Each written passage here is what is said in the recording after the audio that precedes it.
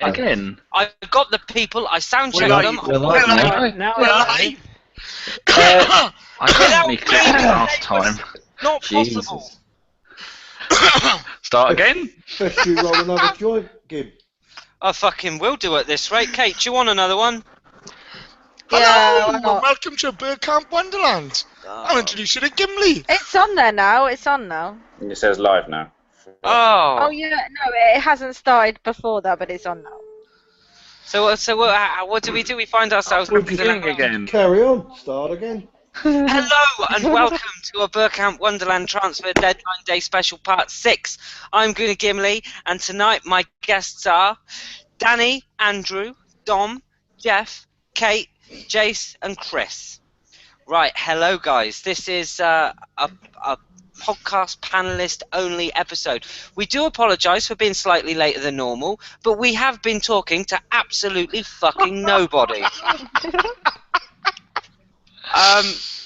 Just to fill you guys in, you have been waiting there without any kind of material because Danny thought he pushed the live button. Unfortunately, he didn't, and we've just been chatting for 15 minutes to no one.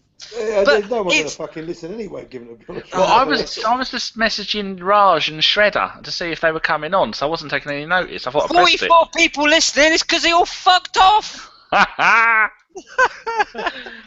Fife, this time when you speak, Mr. Fife, you have to speak a bit louder because you're a bit quiet last time, so it's probably for the best. This is so ABW. Of course, right, we're at the end of the window. There is 11 minutes left. We will not do any business. We didn't expect to, and we're not doing the podcast because we expected to do any business. But we're going to have this podcast as a little bit of a roundup of the day in general, the business that we've done, the outs that we've seen today, because there's been a few head scratches there, granted. And we're just going to talk for the next half an hour, 45 minutes, about how we think the window has gone. So bear with us, guys, and we hope you enjoy the show.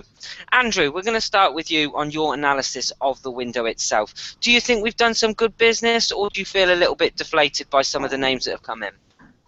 Well, that's surprising that you're coming to me first. Thank you, Gimli. I've got a bit of deja vu, to be honest with you, Andrew. Yeah, no, so I was saying before, I think the window has certainly been a market improvement on what we did last summer, of course, and we shouldn't forget that.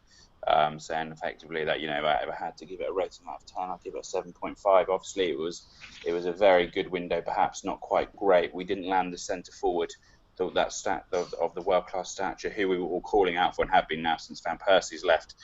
And for me, the biggest miss was not signing a wide striker who was going to add plenty of goals to the team. I think, as I was saying, you can upgrade Giroud if you like, and we only play one centre forward. So realistically, how many more goals is that centre forward going to add to what Giroud did last year? 5, maybe 6. For me, the real problem we've had for last season was that we didn't have anyone on the wings who was going to score apart from Sanchez, and Sanchez was out for a large part of last season for injury and free confidence. And if you look at it that way, you can add another 10, 15 goals on top of what Theo scored last year. So I think that was an opportunity missed. Although the positives, we've reinforced the strength of the core of the team in Mustafi and in Xhaka, 2 players, 23 and 24 years old, both internationals, both very physically superior specimens, and guys who are real winners. These guys are going to be leaders in the team. When we go 1 or 2 down, you've seen before players' heads just drop. But we'll need that kind of experience, and I think we have been calling out for an improvement in that spine. And when again with Holding, we signed a good piece of young potential in defence, which you can never complain about. And then the big one for me, I guess, is the up front with Perez. One thing that was annoying last summer is that Benzema wasn't going to come in, and rather than taking a gamble, we signed no one rather than someone. And so this year we've taken a big gamble. I think when we were linked to Lacazette for 60 million, I was saying then that would be the real madness. We paid that kind of money for him. Let's go out and sign someone for 20 million. Let's take a gamble. Let's not sit on our laurels. And thankfully Wenger went out and signed someone for 20 million. That range, and the scouts have answered that question. There's always that bit of sneering. Who would you buy? Who would you buy? Well, they've gone and done someone, so we're going to have to back the coach's ability to find the right player here. And overall, I think I'm fairly positive. No, I think that's a very fair assessment. We've seen some players come in, and it does kind of feel like we've glossed over Granit Xhaka signing. But I still can't put into words just how good a signing that is. Dom, you've watched him. You've seen his first couple of games in an Arsenal shirt. Has he impressed? Yeah, he's very good. I've been frothing like a cappuccino, just quietly, Gim. I think that he's definitely going to change a few different things in the style of our football, and what I think that he's been able to come in and do is from his passing range will very, very quickly have opposition teams browning it pretty quickly, I think, because Ozil can now push up further a little bit, and like we saw him running into the box scoring, I think we'll be able to see that a little more often now, and I think we're going to actually see the best of Theo with the Granit Xhaka type passer of the ball, that he can make those runs off the shoulder between the fullbacks and the centre backs and get in behind, almost a little bit similar to what Mahrez and Vardy were doing with Leicester last year. We don't really have anybody. Coquelin doesn't really have that passing range, and it just opens that space up between the lines. So I think that's the big one for me. Mustafi's going to be a fantastic signing, I think. But for me, centre-backs are all about partnership, so it's just going to be completely dependent on how he partners up with Holding and Koscielny. But there's definitely Xhaka's the one for me that I'm most excited, and I think will have the biggest impact on the team. And we've seen, I would say, some strange outs, because there have been strange outs, and we've been ones that maybe we'd expect. Chris, we'll come to you in regards to Callum Chambers. Do you think that's the right move, a loan move, and do you also think that Rob Holding coming in and playing so well has kind of forced Arsene Wenger's hand to send him out on loan? Yeah, kind of. It's the thing with Chambers is that obviously he's been there for, what was it, two and a half seasons, 3 seasons now. He has. I think the worst part about Chambers is his flexibility in different positions. The fact he hasn't got an assured position. We've used him at right back, we've used him at centre back, we've used him in midfield, and his versatility, that's the word I was looking for, is probably his downfall. Whereas we've signed Rob Holding, who's, he's been very consistent at Bolton. I've spoken to a pal of ours, Ross, who watched him a lot at Championship level, and he said he was very consistent most weeks. And he said, without wishing to scare us, he's got that little bit of what John Stones has in the ability to play out from the back and sort of take his time, and that might actually hinder him at some points. And it's important our fans don't jump on his back if he tries something and it doesn't come off. But he's at the right club to learn. He's learning he's learning his trade from a Germany captain and potentially a France captain now, and he's at the right club to get games, given our sort of injury record, which is harsh but fair. As for Chambers, I think he's got to go and play football now and get himself an established position. I think he'll probably get games at Middlesbrough. I think they've got Ben Gibson, who's a good centre half there, but again, Karanka's a forward-thinking manager, quite a Wenger type of manager, really, in the way he sets his teams up. So he should get games there. He should improve. It's a shame he didn't go to Italy, I think, because I think that might have been a really interesting way of developing his skill set. But I don't think it's the end of Chambers. And Chris, can you imagine him and Szczesny at Roma? There'd be fuck all of Rome left. Maybe not Roma, but it would have been nice if he'd have gone somewhere other than Roma. I don't know where he would have gone, but just somewhere where he could have got that bit of new experience, I suppose, because he strikes me as a really nice lad, which might be, in a weird way, his undoing, because I don't know about you guys, but I want my centre-halves kind of nasty fuckers. I don't want them to be nice and cutesy. See him, he never smiling, do you? He always seems to be smiling and happy, so he needs to toughen up a bit and play in the Middlesbrough, which I think they'll be safe in the Premier League, but they're going to have some proper tough games. So it might be the making of him, that loan deal, and if not, we can at least get his value up and move him on next summer. And Kate, we'll come to you next, and we'll talk about Jack Wilshere. I know you're a fan of Jack, as most of our fan base are.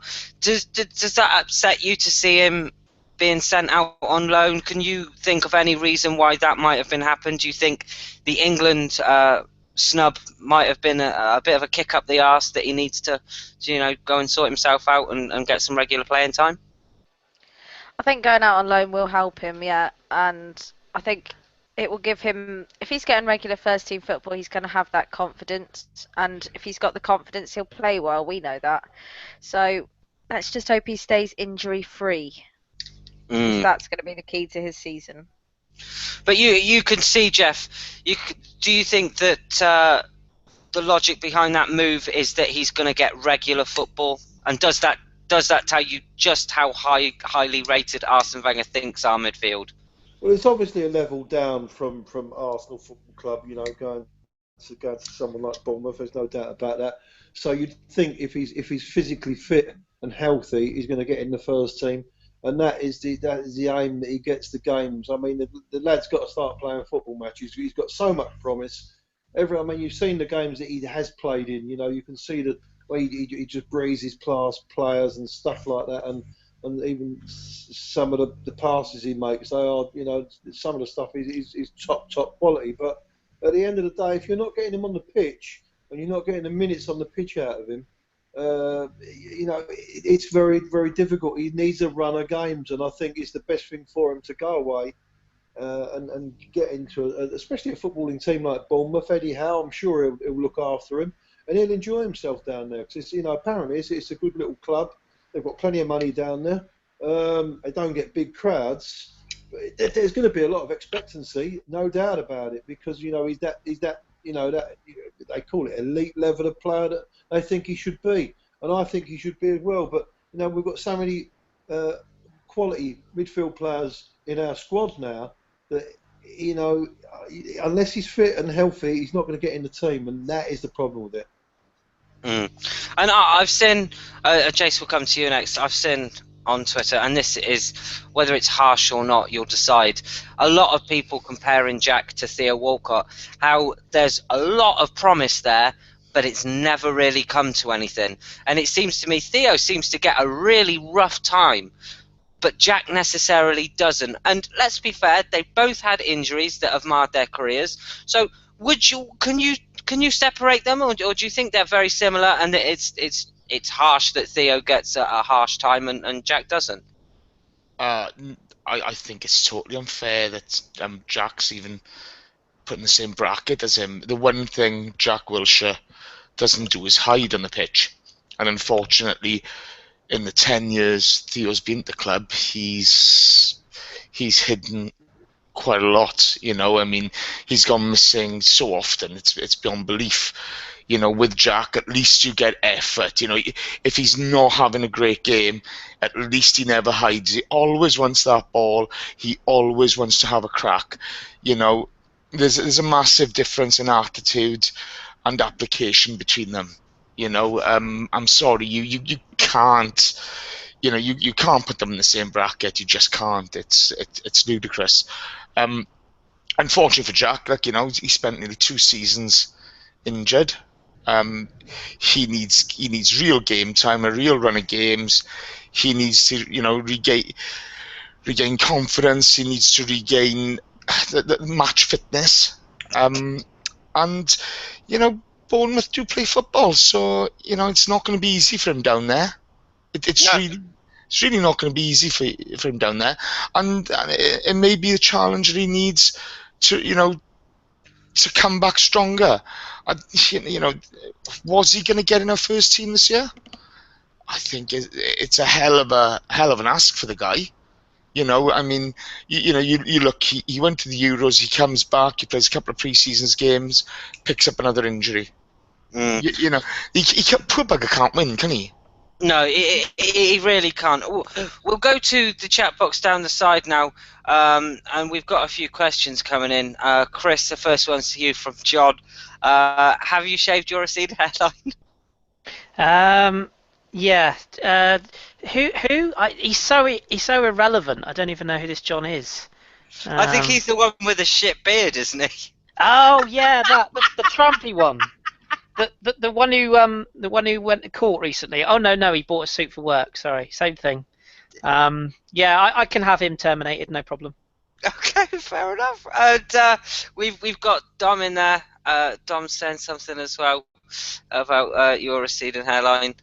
But yeah, Dom, you're just jealous of my manly figure. I understand, mate. I understand. You know what I've noticed while we've been on? Obviously, looking out of Jason's window, right? They've got, I can't believe they've got cars in Wales. I'm just a bit surprised. I thought I was the only one. You I'm- cheeky cunt. I'm half expecting Lord Hillwood to pop up in the I tell background. you, Jeff Arsenal, I'm outing you, son. I'm outing you. You've overstepped the mark. Take that fucking Coke box off your head, Jack. Say that. I did put the other box. Somebody put a box on their head. Go on, Jeff, for a laugh. You should do it, Jeff, for a laugh. Also, I've heard that a certain Arsenal horse has now been used in Finders, so hopefully we don't have to worry about that. 3 out of 29 is not bad, I suppose. Eek. Right, we'll continue with the deadline day window. I'm sorry we got slightly sidetracked there. Chris, what are you doing, mate? Sorry. And we shall talk about Gnabry. Now, Gnabry is a bit of a head scratcher for me because I thought he was going to come back to the club off the back of an Olympics. I honestly, in my heart, thought that Joel Campbell was being loaned out because he thought that Gnabry could do a job. And then to see yesterday late that Gnabry was going to move, it surprised me. You know that Well- Joel was done, didn't you? Well, He got out while he could. he did. He got out while he could. I'm leaving. Sorry. But wasn't there something really weird? Like Sporting Lisbon sent him a tweet saying, "Oh, you should come No, and he join said to us." them. He said, "Do you fancy signing me?" And then I think that was the how it all started. I'm sure I saw that someone did a screen grab of his original tweet to them. And that's what got it going. And then didn't he Could be come wrong. out in the press conference afterwards and say, "Oh, it's all right. I'm sure someone would love to go and play for Arsenal and just take the money." Something like that. Something quite bitchy. Maybe. Am I right? There's Yeah. a few. It's not good. But no, but back to it, the Gnabry situation. Andrew, has it surprised you to see him go? Yeah, somewhat. I think it was only a few days before, wasn't it, that Wenger said he stood by Gnabry for so long that he wants to see him stay at Arsenal, sign a new contract, and kind of exceed and meet the expectations we've always had of him. It's been a weird one. When he first burst onto the scene, he had a lot of potential. He's very, very similar style of play to Otto, a bit too similar, but we thought we had a real wonder kid on our hands, and then he kind of got himself injured, unfortunately, and then they had a real shocker at West Brom last year. Obviously, Tony Pulis is obviously a very strange guy. Pulis gave him one start in his entire season at West Brom and came out and publicly said he didn't think Gnabry was good enough for the Premier League, and then he's electric at the Olympics. He wins Player of the Tournament, top goal scorer, 6 goals. And so with Joel going out, myself, I was slightly not frustrated, but I thought it was a strange one because Joel, love him or hate him, he wasn't the best player in the squad, but he certainly, he was a vital player at times last season. He scored some vital goals. He got some brilliant assists when we needed him when we get those injuries, which, to be fair, we always do. Walcott's going to get injured. Oxlade-Chamberlain's going to get injured. Unfortunately, Sanchez got injured for a long time, and we can't afford that now because we've got such a dearth of players who can play out wide at the moment. I know I'm banging that drum slightly, so. But kind of people were reassured. We were told, "Oh, don't worry, it's fine. He's doing this because Gnabry. It's Gnabry to develop." So for Gnabry to leave with a day to go and us not, obviously we looked at a winger at the start of the summer. We tried to sign Mkhitaryan, and we've looked at Mahrez, for example. So it does. I do find it strange that we've identified a position where we need to improve somewhat, and then from there we've gone and let 2 wingers go. When that's a position we're already pretty low. I do find it quite a strange one. I can appreciate that perhaps Wenger does agree with Pulis, and despite having a good Olympics, the standard of Olympic football isn't actually that high. But by and by, it's not necessarily the individual personnel that's gone. It's the fact that we've lost a couple of players in a position where we're already light, and we already have a bit of a talent deficit. So I am pretty surprised, but. These things happen, and he's never really cut the mustard, but good luck to him, and perhaps we'll be buying him again in a few years for 90 million. Mm-hmm. Jeff, you are privy to more information than most normal people. Can you provide us with a little bit of information as to maybe why they've thought Gnabry is straight to sell? Or, if they were that unsure, why didn't they send him out on loan? No, well, I just think it's a case of the coaches and Wenger didn't think he was really going to. Like I said before in the past, we need someone.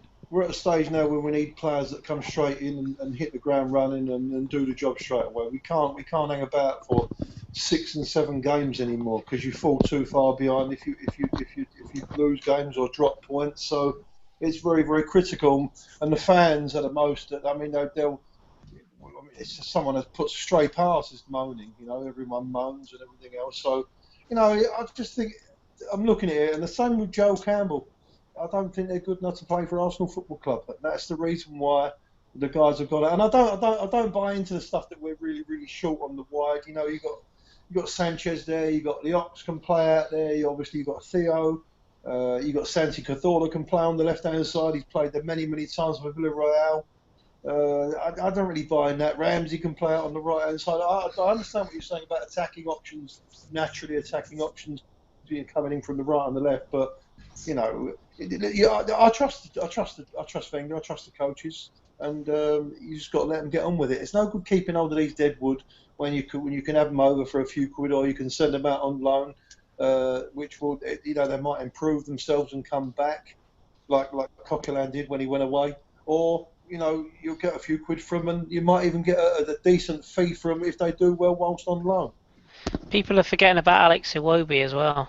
I mean, Alex Iwobi, correct, yeah. I know he's injured, but now he's injured, people have suddenly thought he's just disappeared. And like Jeff says, you've got the Jeff as well, and Chris Willock is there very highly thought of as a player who I don't think he'll be a first teamer, but he could be the next one that breaks the pack like Iwobi did, who will push the others on. So maybe he just thought, well, let's take a chance on what we've got. And the Joel Campbell one, I'm sure Jeff will correct me if I'm wrong, but he asked to leave the club rather than the club letting him go. He wanted to play, so he went to the manager and said, I wanted to take this offer from Sporting Lisbon, and we said fine. So that's a bit different to us sort of farming him out. If he wanted to go, then fair enough. And I get the impression from Gnabry that he just fancied a fresh start, wanted something new, and I got a horrible feeling, as I said to Drew earlier on, that he might be one that gets away, because I think in 2 or 3 years, if he stays fit, he could be the next guy who pitches up at Bayern Munich and does what Kingsley Coman has done. I think he could be that good, but it's all ifs, buts and maybes, isn't it? We might be doing a Pogba, eh? Yeah, true. That's it. Let's not, though, for that matter. Yeah. Well, what I want to do is now the transfer windows are closed. Basically, I want to get your ideas on where we're going to finish in the league. Everything that everyone has got. We've seen a little bit of form coming into the season. So I basically want to know, let's have your top 4. Can we do that? Is that all right with you guys? I'm not going to put anyone on the spot. To reply to Kate in the chat box, yes, Kate, we do have a Coke box. It's downstairs. And what we're going to do, who should we go to first for this one? We'll go to Andrew first, and we'll go along. Andrew, I want your Premier League top 4, and if Arsenal aren't in it, where will they finish? Top 4, interesting one. That's going to be very, very difficult this year to predict. Probably going to go Man City, Man United, Arsenal, and then so either Chelsea or Spurs, and I'm going to go Chelsea. Fair enough. Did you have Arsenal in that?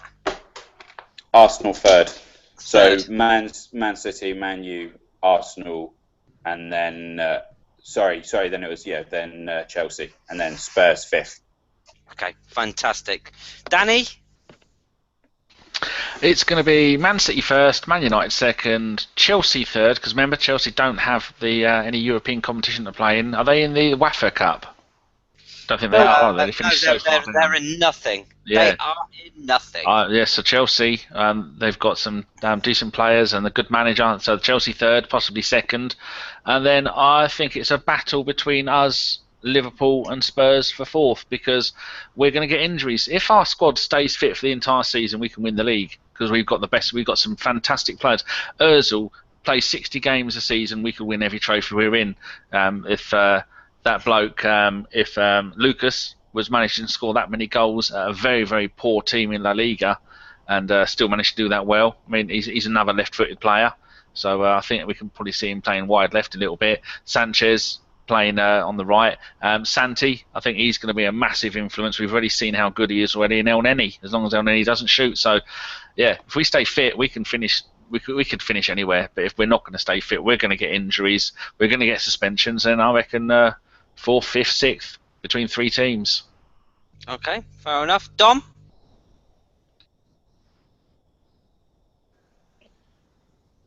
Hello, Dom. Dom? Yeah, hang on. I'm trying to unmute. Ah, fucking hell, my fucking internet ain't working again, like, fuck Oh, me. unicorns and shit. Where's my Sheila? What a fucking load of crock, mate. Load of bollocks. Are we on? It keeps. You've got a been a bit tiny slow. microphone down, it's- Sport. Hey. Yes! It's the Canadian internet. I'm blaming the Canadian internet. I think That all about. I think it would be Man City, Chelsea, Arsenal, Man United. I don't really rate Man United's squad, to be honest. I don't think that they've kind of done a whole lot in the transfer window to think that they're going to go from how shit they were last year to all of a sudden being up the top 2. But that's early doors as well. I don't know. I don't have high. The reason I'm not really all that confident this year is because the teams that we finished above last season aren't all going to play as poorly as last year, mainly because they've all had managerial changes. And the 2 teams that did well in Spurs and Leicester had very specific styles of football that they just stuck with all season. And you'll notice, I mean, the sideways football that Van Gaal was playing, and Mourinho just sabotaged Chelsea, and Man City just went to shit. So that's not going to happen again this year. They've all got very, very, very sort of set styles of football that they're going to be very, very good at playing in week out. I think we'll struggle. No, that's fair enough. Who should we go to next? Jace? Oh yeah, you right? Yep, let's go for you next. Your top 4 prediction, please. Oh, I'm going to go ultra positive. The Arsenal to win the league. Why the hell we're second last year? Let's go one better this year. I always say it, so I'm just going to keep on sticking with it. Chelsea, Man City, Liverpool. Okay, fair enough. Jace, Jeff. I fancy Chelsea are going to win it this year. I honestly do. Conte, he worked wonders at Juve. He done very well with Italy. He plays that either a 3 or a 5 at the back, however you want to call it. He's got those 3. I think he's had another one today in David Luiz. Hopefully he plays and he makes the same rickets that he made when he played in the Premier League. I hope he gets rickets. Yeah. But I just do. I think the best thing about it is they're going to have 5 days on the training pitch. They haven't got to leave on Tuesday for a game on Wednesday and then back on Thursday from Europe, and then have a training session on Friday, then play again on Saturday or Sunday.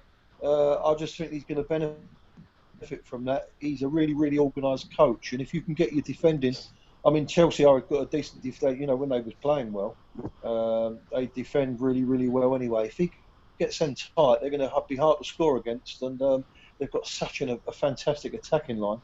To be honest with you, they've got good players all over the pitch. If you look at their squad, they're a strong squad, and it's going to be really, really difficult to overcome them because they're not in the Europa Cup or no European football, which is sad.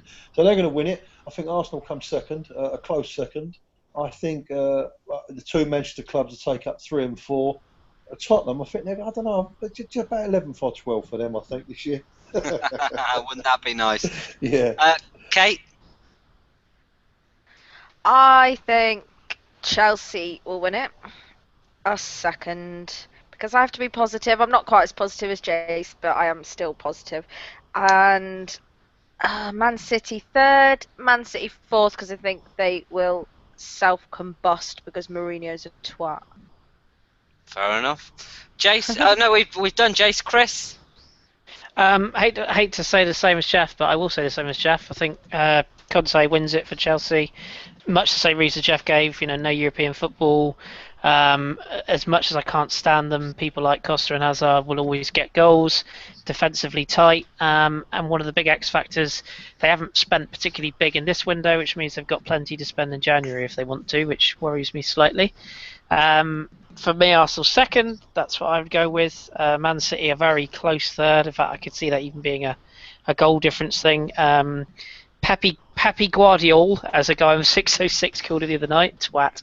I'm not convinced yet. He's had a great start, no denying that, but I want to see how his tactics work against teams that fuck him up a little bit. And I think Man United finish fourth because, much like Kate, I'm not convinced Mourinho will keep it all happy for the rest of the season. And then it's a shootout between, in my opinion, Everton and Liverpool for fifth, and Spurs finish sixth. No, Spurs finish seventh behind Leicester in sixth. Gimli, have you seen that Shredder's with us? Is he with us? Yes. Oh my God! Bloody Colonials. This is rare. Very rare. Shredder, let's have your top four. My top four. Let's see. Arsenal. No. No. Happy to be on. Finally, the timing worked out. So sorry I'm late, everybody. But happy close of the transfer window. Top four. I just caught the last of what Chris was saying there. So I'm gonna sort of poo-poo that. I'm gonna say Guardiola does win it. I'll probably pick him to win it until he leaves, just because he's proven that he can do it everywhere he's gone. So I'll pick him. We finished second, though. We'll make it a tight race. It'll probably come down to the last 2 weeks, and then I've got United finishing third and Spurs fourth, and then I've got Chelsea finishing fifth, because they're a bunch of cunts. Fair enough. Can't say that in North America. This is a worldwide broadcast, Dom. This is a worldwide broadcast. Yeah, Trust it me. is. Trust me. You cannot say that around here. Can we call them twats? Coming in your ears, Monday to Thursday. My top four prediction is I think Chelsea are going to win it. I think Man City are going to come second. I think Manchester United are going to come third, and I think Arsenal will be fourth. And I don't even think Tottenham will make the Europa places. There you go. We'll do pretty much a similar thing with what I've done with everyone today, which is go to people and rank our transfer window out of 10. There's a few of you that have already done this. Chris, Jace, I know you would have done this. Danny, I know you've done it as well. So when we get to you guys, I know there are people that wouldn't have listened. But if you keep it a little bit briefer than you normally would have, but it's cool. So who should we go to first? Andrew, we'll go to you. Yeah, I just want to say pretty interesting there that no one put Leicester in their top four or even top 5, 6, or 7, which I think is pretty interesting. Seeing as they won the league last year and they just added new £30 million centre forward. So, but overall, I think I mentioned earlier, for me the window was a 7.5 out of 10. You definitely had 2.5 marks each for Xhaka and Mustafi. But then we missed out on signing a top centre forward and a top winger, albeit points got to be gained for the signing of Holding and for the signing of Perez, who hopefully will become a top gamble, which is all we can ask for at the moment. When the transfer market's inflated so much so that players like Lacazette are going for 60 million, which we're just not going to do. At least Arsenal have actually taken some kind of action this year on after the kind of the atrocity of last year. I think we were all hoping for a Griezmann or a Lewandowski and this kind of hashtag madness player, but it's, I guess, upon reflection, the only madness was that we thought we were actually going to sign them. So for us to go and get Perez is good. I do think we've done well to let Chambers go on loan. He's desperately needing that first team football. Although with Mustafi getting injured tonight, we might be calling him back, but letting him go has been sensible. I think we haven't, Arsenal hasn't managed him well in his first 2 years at Arsenal. And Karanka was a top centre back in Spain back in the day, so hopefully he'll develop as a player. We've spoken at length already about Wilshere. Hopefully he'll go and develop under Eddie Howe. I think that's a good move for him, albeit I'd personally rather he went over to Spain. So to Roma. Apologies. I think, I know I've said this a few times, so I do disagree with Jeff on this. I do think we need another white man. I don't think Theo Walcott's consistent, and I do think he's injury prone. Same with Oxlade-Chamberlain. He scored 1 goal last season. He's very hit and miss. All he needs to do is miss one sitter, and that's him and his confidence shot for 10 games. We missed Sanchez desperately for large parts of the last season when his confidence was gone or when he was injured. Iwobi's young, and we don't want to put too much pressure on him, and he's naturally a number 10, although he's a very good player. And I don't think Fowler's a winger anymore. I think his legs have gone in that position, and that's why he's been so effective in that kind of that deep play, that deep line playmaker, almost doing what Pirlo did, and just play out his champagne years in the middle of the park and let the players around him do the running. So I do think we could have added a bit more quality in that position, and I do think it was something that we looked at, as I said, when we were looking at Mkhitaryan at the start of the window. I thought that was, this isn't me trying to find negatives. It's just something I've always said on this pod, and it's an area I think we should be improving on. But you can't complain at the likes of Mustafi, and you can't complain at Xhaka. I think that they're 2 excellent purchases, and it was good to see us get Xhaka in nice and early. It showed that the club had been scouting a top international player, and they were able to get him, which is something that we've levied against Wenger in recent years, that he's divided slightly or he's not signed the top targets.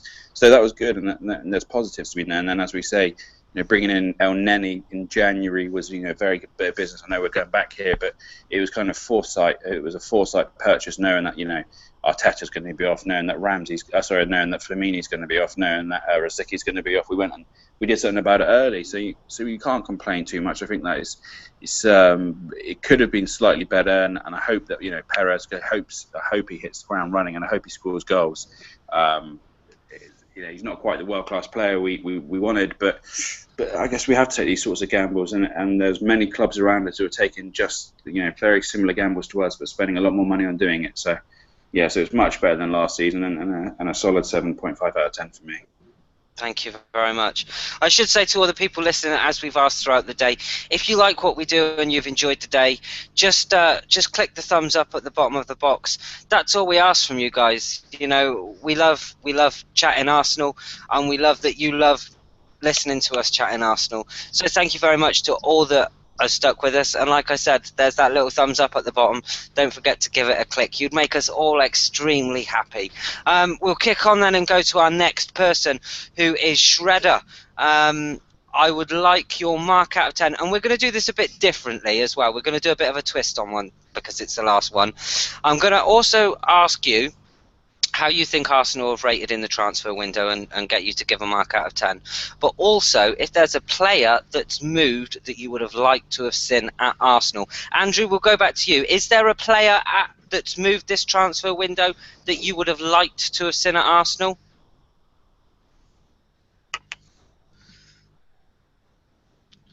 He's fucking gone. He's fucking gone. He's not expecting you to come back. I don't know what he's doing. Oh, bollocks to him. He must be pouring a Pimm's or something, isn't he? Oh, he must be. I bet you he's fucking... You're on piss tech duty tonight, aren't you? Oh, no. Jesus! Well, Bad man. You're a bad man. You could see Jeff's just in a better mood. We've signed some players. He's not getting pouters left, right and centre. He's not having to defend the manager. It's like you've had a weight lifted off, Jeff. That's what it is. Exactly. To be fair, this time last year, you were beating off just Peter Cech. It was bad. How did you manage to do that, by the way? You sat there and you defended Arsene Wenger after he only signed a goalkeeper. We were the only club in all of the top 4 leagues in the world not to sign an outfield player. Well, and you still sat there and you defended him. Jeff, we still come second. I salute you. I salute you. We still come second. Shredder is back. We'll probably get a lot of thumbs down for that, Jeff. I did see you took a lot of abuse on the last podcast. Yeah. Never mind. Nothing changes, Kim. Exactly. Shredder, let's have your mark out of 10 and a player that's moved that you would have most liked to have seen at Arsenal. I'm not sure there's another player that moved. That I would have liked to have seen. Obviously, if something in the hashtag madness would have happened, it would have been nice. But I think I'll give it a 6.8 to be very specific. I really like the players we got in. obviously Perez is going to have something to prove, and looks like he already plays with a chip on his shoulder, so that's good news. Obviously Mustafi's a center back, and as I watch a lot of the German national team when I do watch international soccer, I've sort of seen a few of his games and really liked him and really like what he brings. And but the one sort of knock that I have, and we can't always control it, and sometimes we can, is I absolutely hate waiting so long in the window to do our business. I think it would have been a boost not only to us fans but to the players and the rest of the team as well to have those players in a little early and bed in a little early and be able to get some more playing time before that first international break when everybody splits up again. So, all credit to Wenger for going out and getting the players. I would have liked a little bit better timing. I guess if there was a player, probably since we do have the ultimate football hipster here in Mr. Carpenter, I'll go a little off the board, and somebody who I don't think we were actually linked with this window, but I would love to see a player like Douglas Costa come in from Bayern, because he's electricity when he has the ball. Really, really fun watching him play. But that would be sort of my dream scenario. Obviously, would have loved for a guy like a Griezmann or a Lewandowski to come in as well. But like I said, we can't always have the madness we crave, can we? No, it's a fair assessment. I think we've all been sold dreams this transfer window, as we are every other transfer window. God knows how true they were. Like I said at the beginning of the show, I think the Arsenal horse is now in a lasagna. So there you go. Dom, we will go to you next. Mark out of 10 for the transfer window and the player that's moved that you would most likely to see at Arsenal.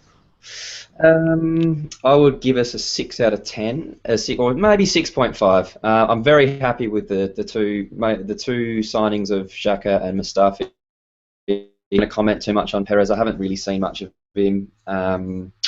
But like Fife said earlier, I'm glad that we've finally taken a little bit of a gamble there in making sure that we get someone. I'm kind of a little frustrated that Fife mentioned with Lacazette being 60 million. He was only 60 million after we dicked them around for about 2.5 weeks and annoyed the shit out of them, and the season for them had already started. I think that the number that we were quoted when we had talks with them was around 40, 42, something like that. And that one for me, he didn't necessarily move clubs, but that's one for me that I think we should have gone after. The main reason being, we're not going to buy world-class striker. There are so few available. The only one that moved was Higuain, and he looks like he's been eating footballs, not kicking them. And I just don't see the point in, like I've said before, chasing unicorns, refusing stallions, and settling for donkeys. Because if somebody like that does move, if there is a player like Griezmann becomes available, his agent's going to whore him around to everybody, and he's going to get bought by somebody else that pays more and pays bigger agent fees and bigger wages, and we're all going to sit here and say, well, we can't compete with Chelsea and City with the big signings when they come up. So we have to do something different. We can't just go, well, that's just the way it is, and keep waiting for a mysterious world-class centre forward to pop up. There would have been a time a few seasons ago where we'd said that Griezmann wasn't good enough for Arsenal when he was at Sociedad.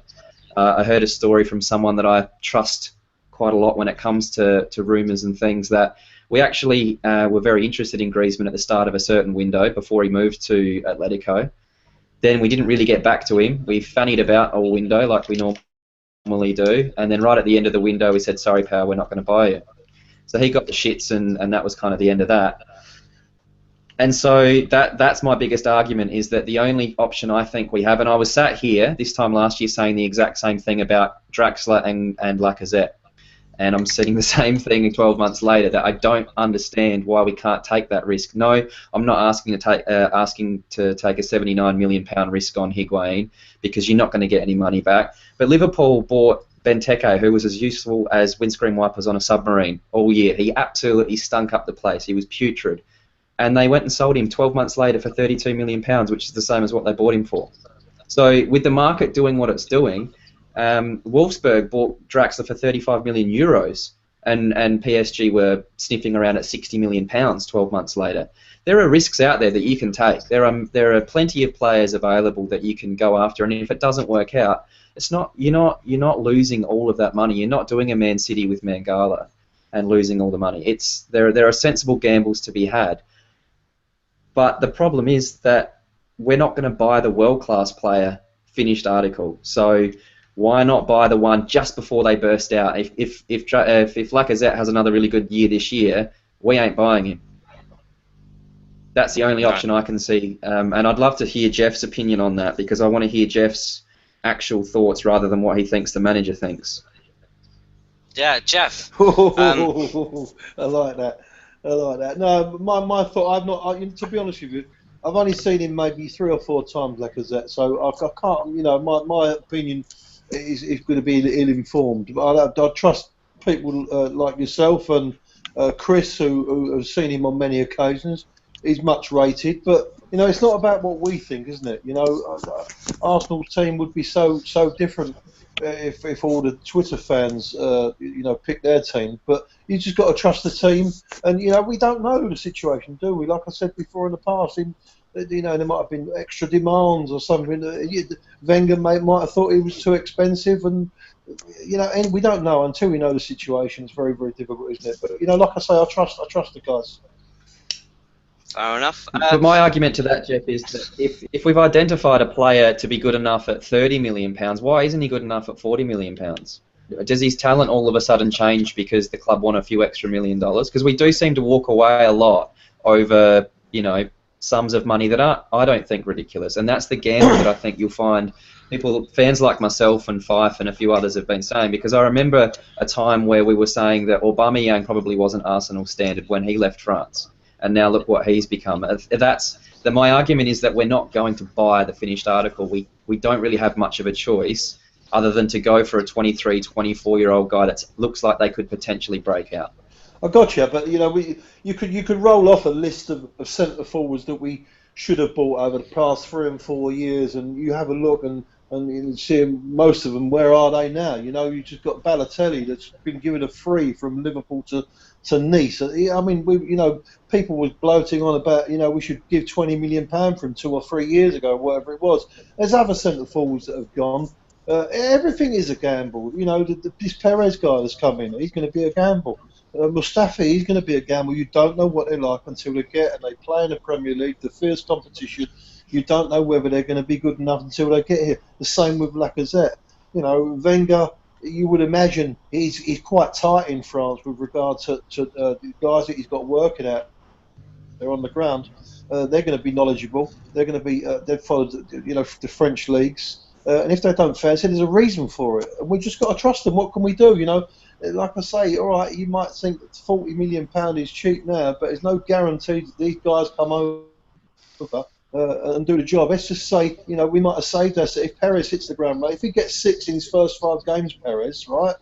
He goes from our window being a 7 out of 10 to maybe a 9 or a 10 out of 10. If he can continue that and keep on scoring the goals, it's very difficult. But we'll have to wait and see what happens in hindsight. That's fair enough. Thank you very much, Jeff. Kate, next. Sorry, what are we talking about now? I got sidetracked by puppies and nails, and I don't know what I'm doing. It was, I want your out of 10 rating for Arsenal's transfer window, and what player you would have loved to have seen at Arsenal that has moved this window. Okay, I'm going for 6.5 out of 7. Because I don't really know that much about the people that we've brought in. Out of 10, my darling. Oh, all right, out of 10. Shut up. And Mkhitaryan to Man United. Yeah. I know he plays in the Ozil role, but still, he went to Man United. I missed my player, didn't I? The player that I would. Yeah, go on, Jeff. Let's have your player. Yeah, I would. Ibrahimovic, mate. Honestly, I just think if he was playing for Arsenal, we'd win the league this year. I mean, same here, Jeff. We should have dared to Zlatan. Yes. Embrace the darkness. He's a lot of money, and it might have been a rocky ride with him. But I know he's 30, 33, 34 or something like that. He's still very fit. I mean, he's 35, a physical. Isn't he? He's 35. Physical specimen is incredible. He's got power. He hasn't got a lot of pace, but he doesn't. Most of it's in his head. The power and the strength of the man and the arrogance, and most of all, he scores goals, doesn't he? And if we could get a proper goal scorer, I think we'd win the league. Yeah, I think I'd happen to agree with you, Jeff. Jace? Isn't Kate finishing off? I think she did it. She gave her out of 10 in the player. All right, okay. 7 out of 10, Lacazette. You know, I mean, for all, okay, you know, you as Jeff said, you know, Lacazette never moved, Jace. You can't do that when he never moved. Okay. He was mine as well. He was mine as well. Yeah, but I'm not being funny. He would have moved if it had He been. would have. He would have been. Don't get me wrong. Had the question have been, what player would we have signed had we had the opportunity? Lacazette would have been my one. You know what's As in interesting? my realist- Why hasn't he moved? Somebody else. They've turned down all sorts of offers, haven't they? But the one thing about the guy is he's good from a set piece. He knows how to take a free kick. He scores regularly from them. That's an area where we are very poor. It's an area where we're really poor. He's got pace. I know he's been injured this week and what have you, but different scenarios. But he just seems to tick boxes where we're weak. And, you know, we've not done anything about those areas. And, you know, does anybody practice a free kick at Arsenal? I don't think they do. Because, you know, the only two I can remember from last season are Ozil and Sanchez. And we were lucky that the keepers weren't great on those two free kicks. But, you know, it frustrates me. Of the players that have moved, I don't care. Lacazette's still my man. I mean, to be honest with you, someone's already said it tonight, haven't they? If Lacazette has a half-decent season at Lyon, he goes up to 60, 70 million pounds. And we won't pay that for a player, so we've probably missed the boat. And what's frustrating is we've had 2 fucking seasons. Do you know where he'll end up, Gim, if all comes off? PSG. What I think will happen? PSG Dortmund. or Dortmund, because Aubameyang will end up at Real Madrid next summer when they finally realise that Benzema's too much hassle than he's worth, or Ronaldo gives, you know, he's got one more season in realistically. And to answer Jeff's question earlier on with the Lacazette thing, why didn't he move? If he'd have got he got a concrete offer from Arsenal. Obviously, Leon didn't accept. He only wanted to sign for us or PSG. He never even considered the idea of West Ham, Newcastle. He's a Lyon boy. He's come through the youth academy. He's been there since he was a very, very young boy. I think it's the end of 9s he comes through. He didn't want to go anywhere but a Champions League club, and the only 2 clubs that were interested enough were ourselves and PSG. And PSG were only really interested if they had a decision to make: do they keep Cavani and build around him, or do they replace Cavani with somebody? And they opted to build around him instead, so they didn't buy another centre forward. Had they have done, they probably would have gone for him. But he will end up somewhere next season, because I don't doubt he'll score goals again for Lyon this season, and I wouldn't even be surprised if he ended up at Barcelona as well, because he's that type of striker, can play both sides or through the middle. But do you think, Chris, if he has a good season, 100% we've missed the boat, haven't we? Oh God, yeah, he'll go for twice what they've asked for this summer next season. It's almost as bad as a Pogba situation, where you could have bought someone at 20 million 3 years ago.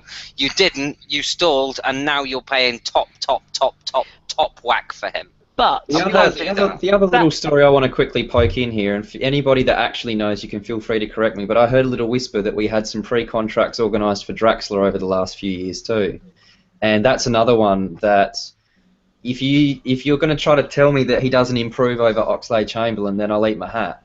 And the guy's doubled in value in 12 months. There are players out there, but I just don't think that we are ruthless enough to pull the trigger, because sometimes I think he's wanting to hang on and give Ox another go, or Theo another season, rather than taking that punt. And yes, it is a lot of money, and if it doesn't work out, well, he didn't pull up trees at Wolfsburg, and all of a sudden it's twice as much as what they paid for 12 months later. The money's not the issue.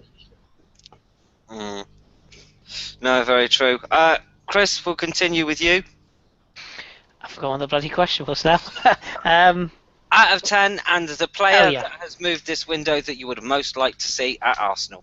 Yeah, I went for 8 out of 10, just on the strength of what we've done in the last week or so, really, because it's been a frustrating summer. I share the views of a lot of the other guys that and lady that we probably should have got, or should have at least tried to get some of these deals done a bit earlier. I'm a little bit old school. I like my players to have a pre-season with the new club. I think it's a really important part, and I do wonder, had Mustafi and Perez been in the door, would we have lost to a very average Liverpool side on the opening day? I'm not sure we would have, but that's by the by. As for the outs, I'm not quite so convinced about. I'm still not sure about the Jack thing. Maybe it's just the heartstrings, but I wouldn't have let him go. And the Gnabry one sort of hurts a bit, but I understand why we've done it. And as for a player we've missed out on, it might be a little bit hipster, but Jesse Rodriguez at PSG. Real Madrid got him for 21 million quid. Can play both wings. Was the next big thing at Madrid. He only didn't play because I think he did his cruciate, missed 8 months, and then got his place taken by Isco and James when they were signed. And I think when he's fit and firing, I think he's going to be absolutely brilliant for PSG. And he's one that if we couldn't get a number 9, and again, I'm not slating Perez, I haven't seen him play yet, but for an extra 4 million to get a Real Madrid, a guy who was thought of very highly at Real Madrid, who's maybe a little bit more adaptable, I probably would have taken a punt on him myself, but that's just me. Mm. And from me, I think our transfer window is a 7.5. I'm happy that we've addressed all the positions in the squad that we needed to fill. I'm a little bit disappointed Joel and Gnabry and Wilshere have gone, I'm not going to lie, but if it goes on to further their Arsenal careers in the long run, Gnabry aside, then I think we can see light at the end of the tunnel with them. But in terms of the player that's moved that I would have most liked to have seen at Arsenal, I've got a little soft spot for Mkhitaryan, and I would have loved to have seen him down that right side. In an ideal world, I would have loved to have seen Theo Walcott sold and Mkhitaryan come in and play down the right-hand side. But hey-ho, that's just me. We're getting to the end of this podcast and what has been maybe not such a busy day in terms of transfers, but certainly a busy one in terms of podcasting. I'd like to thank everyone that has listened to us throughout the day. Your support is amazing. Like I said, there's a little thumbs up down there. If you appreciate what we do, go and click that. It means a lot to us personally. I would like to say before we end a big thank you to everyone that's joined us today, and that's from the first shows to the last one. Brendan, Sam, Jeff, Pete, Fro, Nilo, Nigel, Saeed, Jonas, Akib, Tim, Tom, John, Jason, Mikolaj, Sam, Rahman, Luke, Carl, Fem, Ola, Stefan, Jimmy, Hyro, Siram, Drew, Chris, Neil, Andrew and Kate, and that makes 30 people we've had on the podcast today. And like we said on the first show, this is all about you guys. We love chatting Arsenal, and if you guys were aside, we'd still probably get together and chat Arsenal. But the fact that you dig what we do and you spend your hard-earned time on listening to us, that means a lot, and I think I can speak for the rest of the guys and girl when I say that. So thank you from us.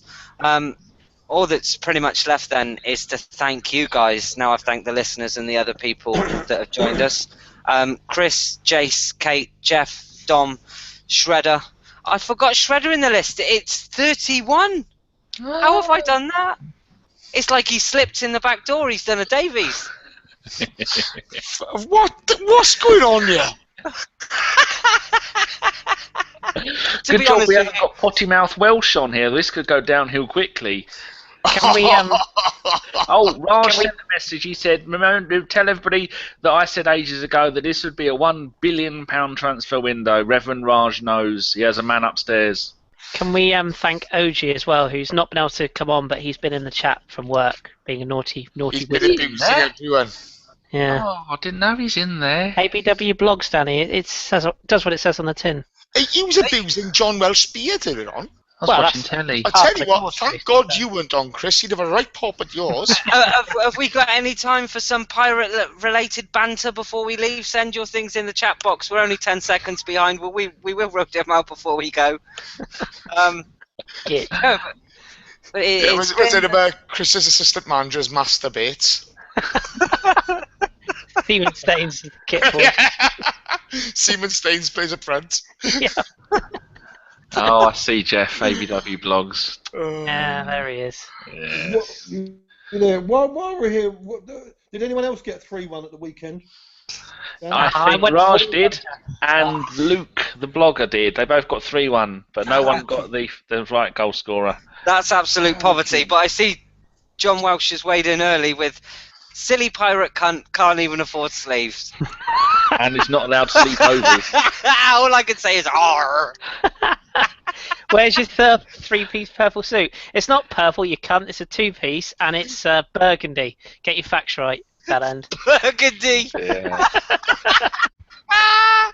Oh, That's It's not a really- He only, it's a beautiful he suit. only wears it when he wears his man bun. Yeah, exactly. It's a beautiful suit.